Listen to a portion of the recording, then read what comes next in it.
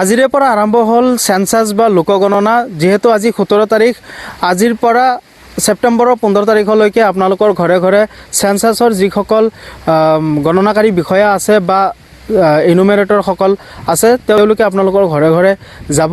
আপোনালোকৰ ঘৰৰ তথ্যখিনি আপোনালোকে শুদ্ধকৈ দিয়ক। যদি অনলাইন কৰিছিলে, আপোনালোকে সেল্ফ ইনুমেৰেশ্যন কৰিছিলে, সেই ৰেফাৰেন্স নাম্বাৰটো আপোনালোকে তেওঁলোকক দিব পাৰে।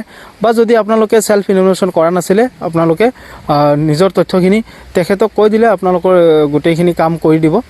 চ' ইয়াত বিভিন্নজনে মোৰ যিহেতু আগত ভিডিঅ' আপলোড কৰিছিলোঁ, সেই ভিডিঅ'ত কমেণ্ট কৰিছিলে যে এজন মানুহৰ ঘৰ যদি আছে নলবাৰী ডিষ্ট্ৰিক্টত, তেওঁ এতিয়া দৰং ডিষ্ট্ৰিক্টত থাকে, তেনে ক্ষেত্ৰত এড্ৰেছটো কোনটো হ'ব বা ঘৰৰ লোকেশ্যনটো কোনটো হ'ব।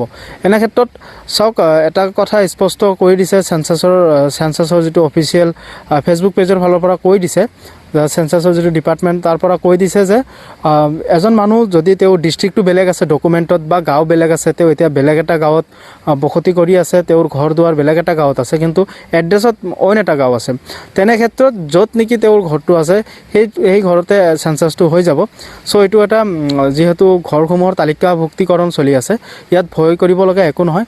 চ' আপোনালোকৰ তথ্যখিনি সেন্সাসৰ গণনাকাৰী যিজন বিষয়া আছে তেওঁলোকক আপোনালোকে ছাবমিট কৰক, দি দিয়ক। চ' এইখিনিয়ে আছিলে ইনফৰমেশ্যন, আপোনালোকক দিলোঁ। যদি ইনফৰমেশ্যনটো পাই ভাল পালে নিশ্চয় লাইক কমেণ্ট শ্বেয়াৰ কৰিব। যদি ভিডিঅ'টো ফেচবুকত চাই আছে ফ'ল' কৰিব, আৰু যদি ইউটিউবত চাই আছে ছাবস্ক্ৰাইব কৰিব। ধন্যবাদ। জয় অসম।